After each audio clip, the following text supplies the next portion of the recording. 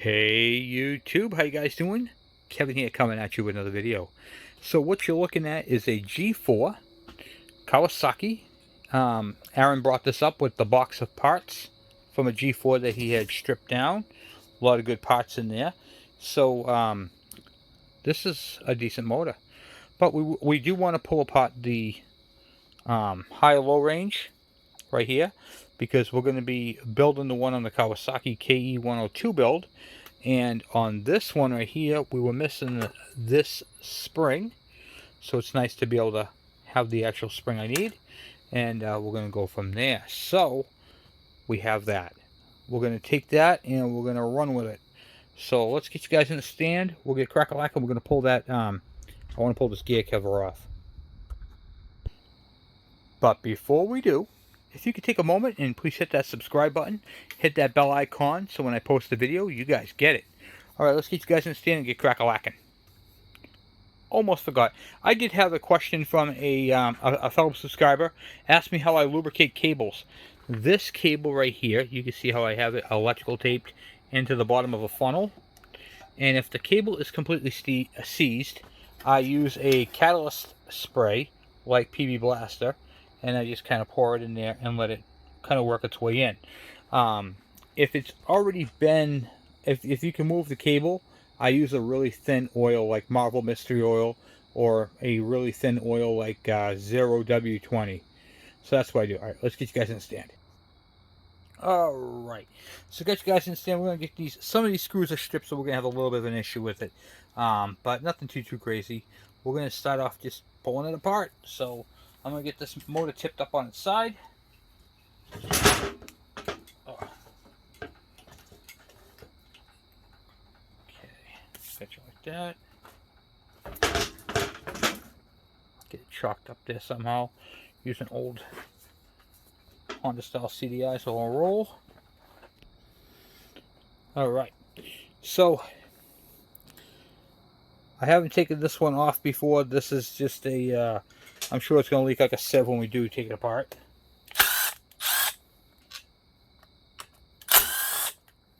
This is a little plate down bottom that covers your, what do you call it there? Your cable. That's where your cable latches right there. We'll set that right inside there. We got to be careful for how we take this apart, because this has all the proper length screws. Which is, this actually helps me out a lot, because now I know what I need for screws.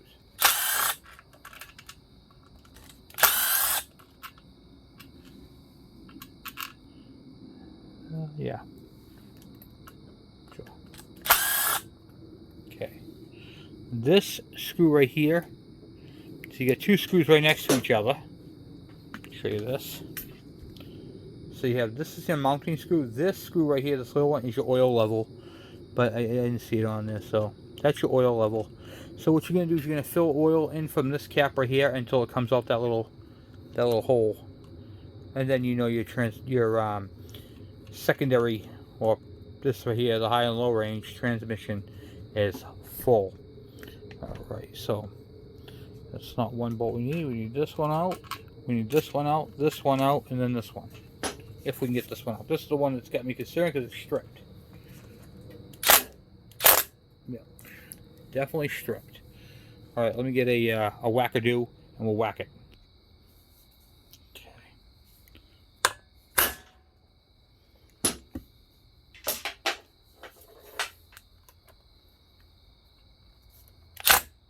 No, that is just not coming out. Alright, we're going to have to extract that. It's too late at night to be banging, so we'll pick that up in the morning. Alright, I got that screw loosened up. Just want to make sure that they're all the same. Nope, they're different lengths. We have to make sure we put those in back in the order they came out of. Okay, so that's how those go. They are different lengths. You got two shallow and two longer ones. Okay, now let's see if we get a pry bar and pry that up a little bit. See if we can't get that cover loose. Some people have a hard time getting this cover off. Doesn't like to come off, from what I gather. From what I heard, it's a Oh, a pain in the neck.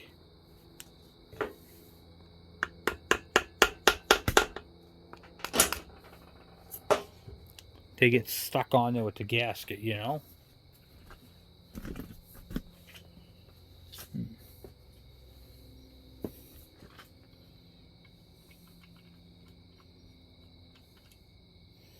Taking the drain, because if there's a vacuum in there, you take the drain out and that will release the vacuum.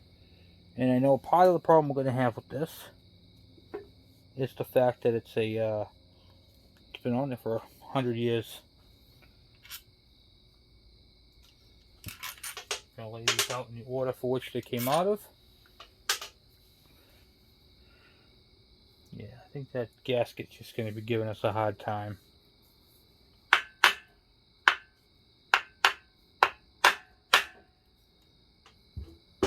Yep. Transmission shifts nice. See if we get something to pry on that with. Okay. Some of these covers can be a bear to get off. Okay.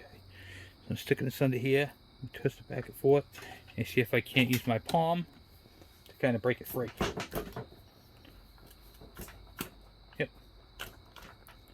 Just moved it. That gasket is glued on there good.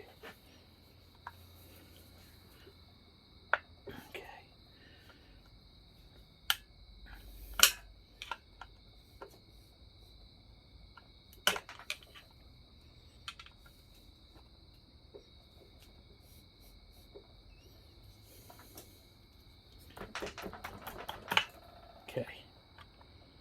Alright. I think we got it.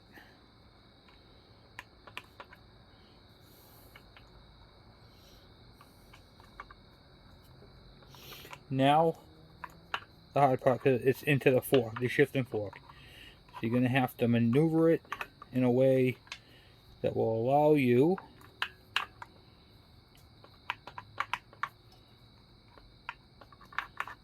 because this is the shifter fork right here. And I'm pretty sure it's stuck onto the dogs. Here we go. I moved it down, which released it, and it comes up like that. And then you can see your bearing here. This thing has been in oil and stuff, so that's a good sign. Okay. Then you have your plunger.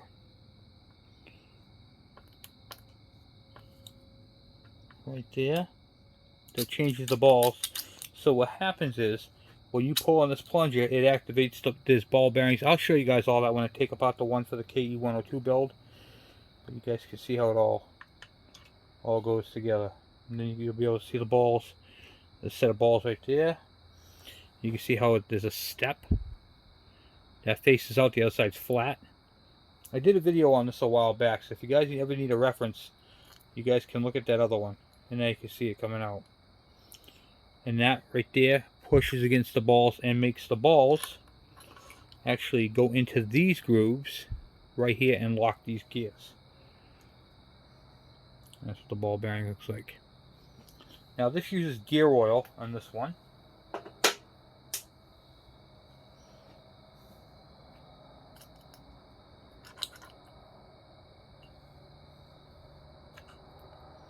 That's the idler gear for the high and the low. There is a thrust washer, I believe, at the bottom here.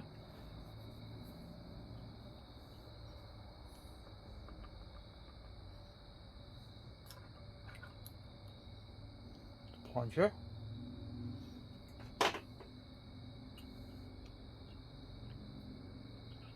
Then the other gear. Right there, same thing. It's got little indents in it for the ball bearings to, you know, to squish into. And you can see there's a flange with a groove. That's what drives the bike. These dogs right here. And then this part is always sticking up.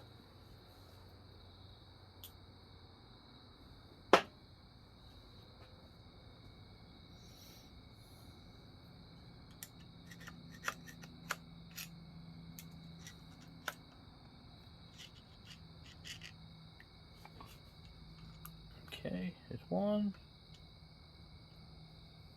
2,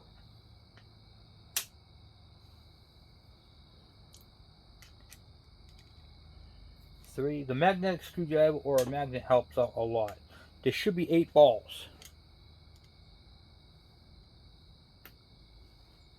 I just extracted 4, 5,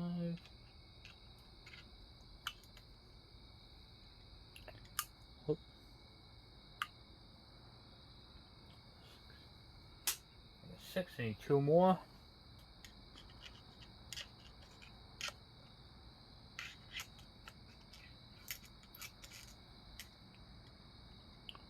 One, that's vacant. 2. Okay, so now I have all 8 balls out. I was wrong, there is no, whatchamacallit there, thrust washer on that. Okay. Alright, so no thrust washers. We got that part all done. And now, I can then empty that into a bucket. Alright, so now that I got that all drained into the bucket on the ground, right there, we're going to go ahead and zap off the rest of the screws to hold it together.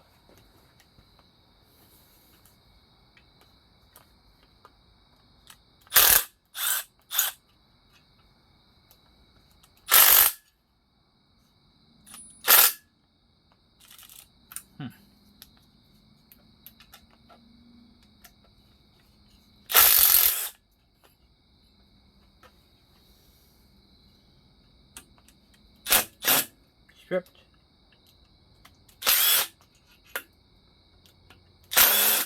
Stripped.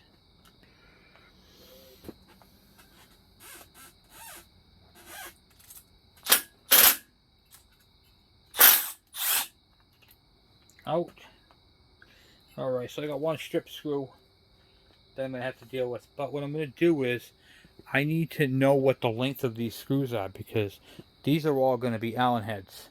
So what we're going to do is we're going to take these screws out and transfer them over to the other case.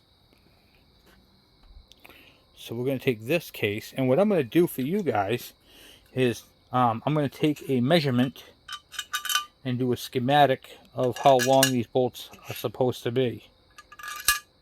One stripped.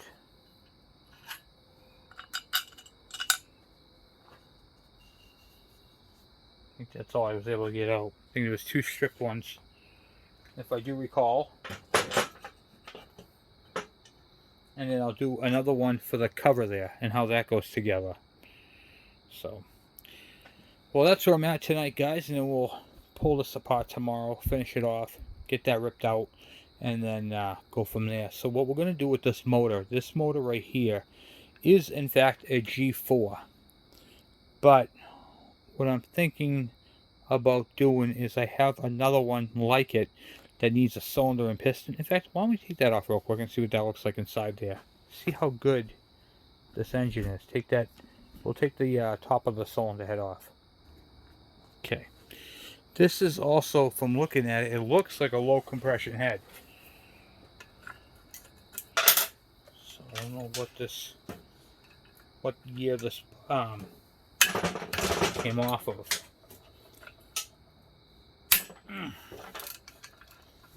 But we'll take a look. It almost looks like a well, it looks like a, oh, what the heck's it called there? A KD80 style head, but it is a weird looking head.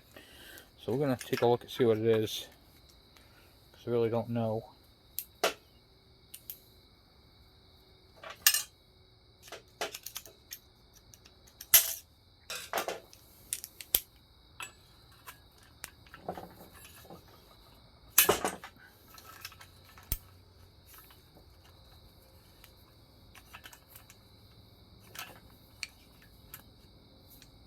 And one thing, these bolts are pretty rusted. So this thing hasn't been ran in quite a long time. It's not seized. It does turn over. It's got a weird head to it though.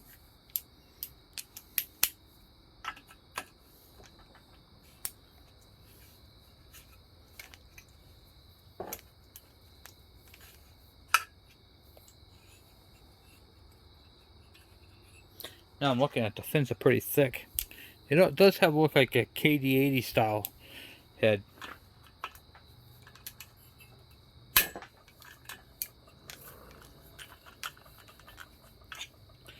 These style heads were typically low compression. On this engine, it should have been a high compression head. It depends upon the year. So like 72 had a high compression head. Oh, too bad. Yeah, so it's got a regular style combustion chamber. So how can you tell? See this area right here? All right, this area right here in the center is the combustion chamber, and this right here is just where the piston squishes everything in. That would be pretty big. I mean, you'd be able to, on a high compression head, you could probably put your thumb into it, and everything else would be filled up around it. All right, so let's see. Oh wow, that moved nicely. Oh wow. This cylinder feels really, really nice, guys. Yeah.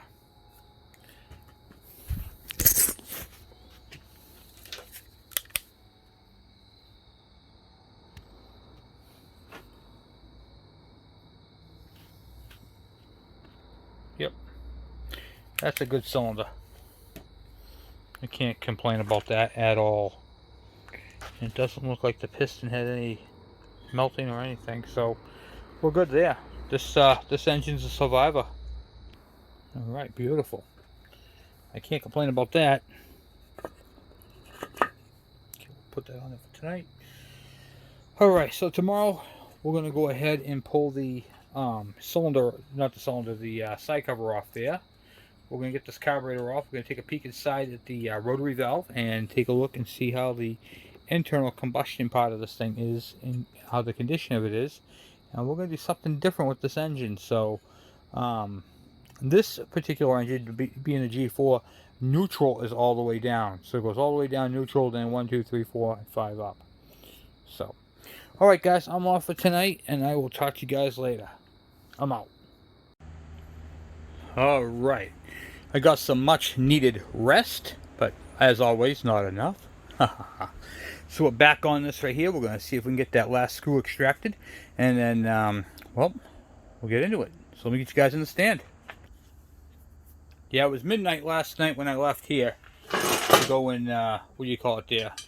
Go do what I had to do, like go to bed and stuff. So I figured, you know what? I didn't want to bang too late at night. So let's get this up on the side here. So we had 2 screws right here that were giving us some issues. So let's just see if we can get them extracted.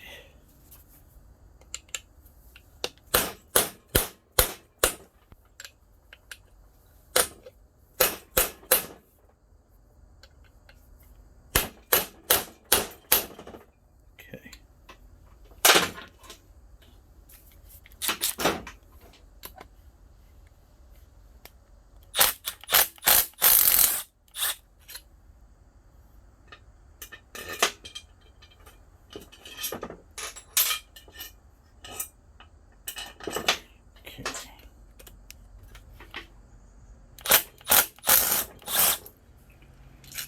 Boom.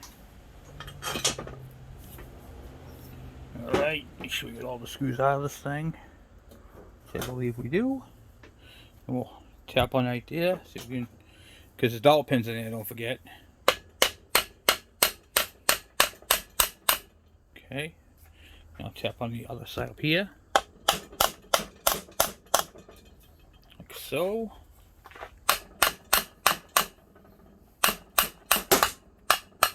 I'm pulling up on this side right here. I'm pulling up on it. Because don't forget this is dowel pin, so it has to go straight. So I'm putting pressure up here and I'm tapping on this side.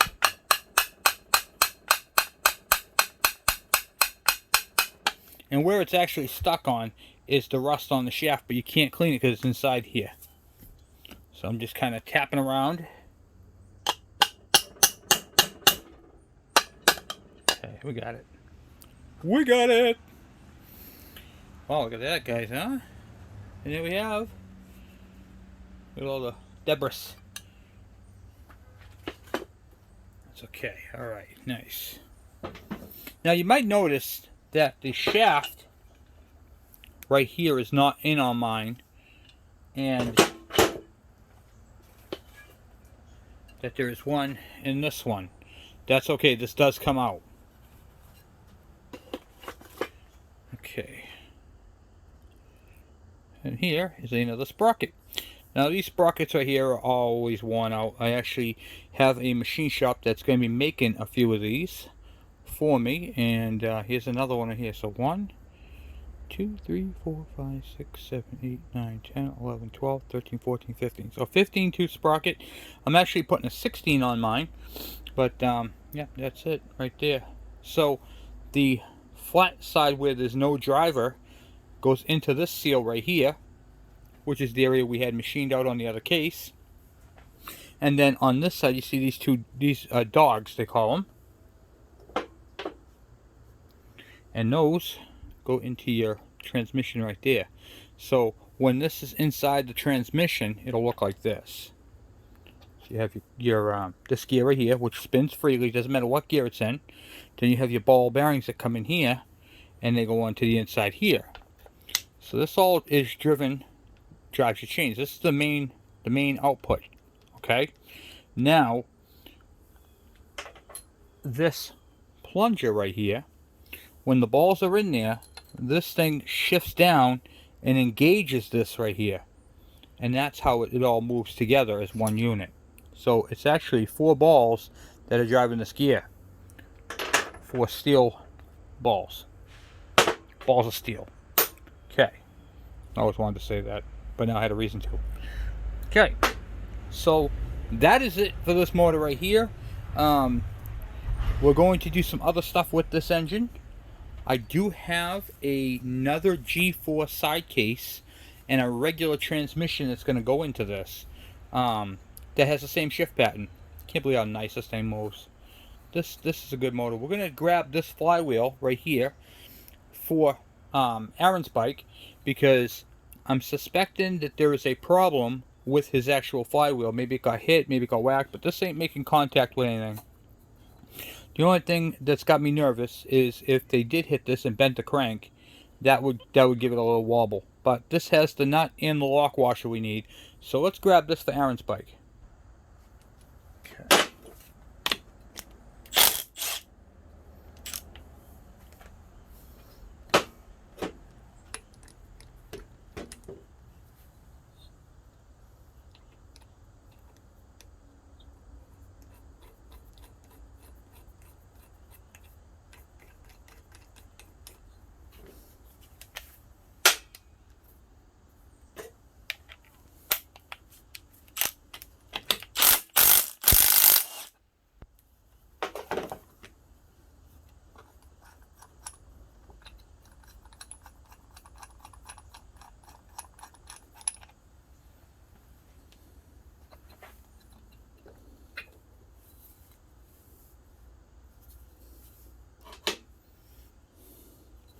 This has a little bit of rust in here. We'll clean that up.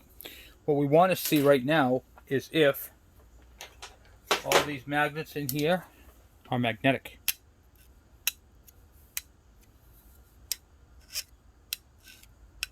Yep, they are. And it's got a good cam. Alright, so this right here can go on Aaron's bike. If you have a if you ever doubt these type, like is it compatible, you can always check your part numbers and stuff like that. They often have like type FA63. So what I'll do is FA63. So I know this flywheel is compatible.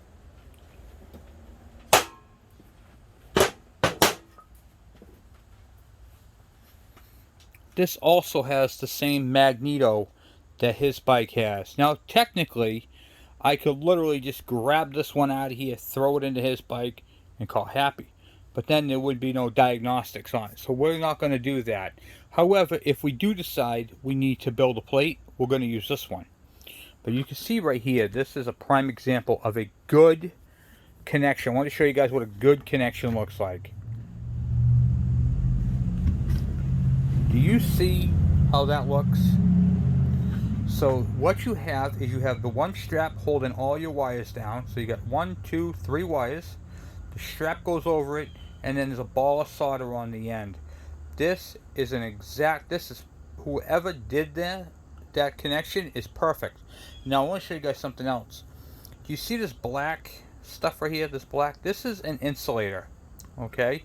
Your solder, wires, or everything should not be going from the center to the outer part.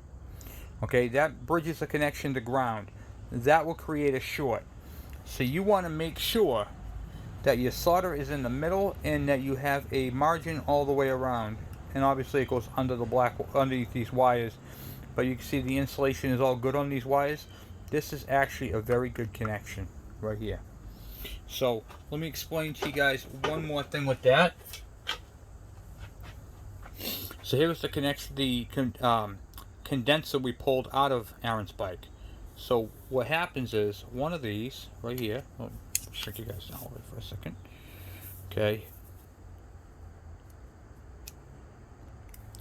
This wire, this clip, this big one right here goes over the wires, doesn't get soldered, just to hold it. This one gets crimped, so your wires come through here. When the bare wire gets to the edge of that, you crimp it down, you push it down hard, and then you solder it. Okay. Now you can't use a regular soldering iron on this type of condenser. I'm going to show you guys the proper type. I'll be doing that when I do his video. So we're all done with this motor for right now. I'm going to end the video here, and you know, just wanted to give you guys the basics and wanted to show you guys what an absolute perfect connection looks like. That is textbook right there. If you can do that, which is it takes a little time to do that. If you don't do them every day, like I don't do them every day, so mine's not going to look as pretty as that, but I can get it pretty close. But I'm going to show you guys how I do it and what I use. So Aaron's bike is going to be, we're going to be working on that tonight, and we're going to see if we can't modify that plate to work on it. But this is the G4, and that Aaron gave me, so we're going to put this all in the same kind of category of video. Okay? Alright guys, thank you very much, and I will talk to you guys later. I'm out!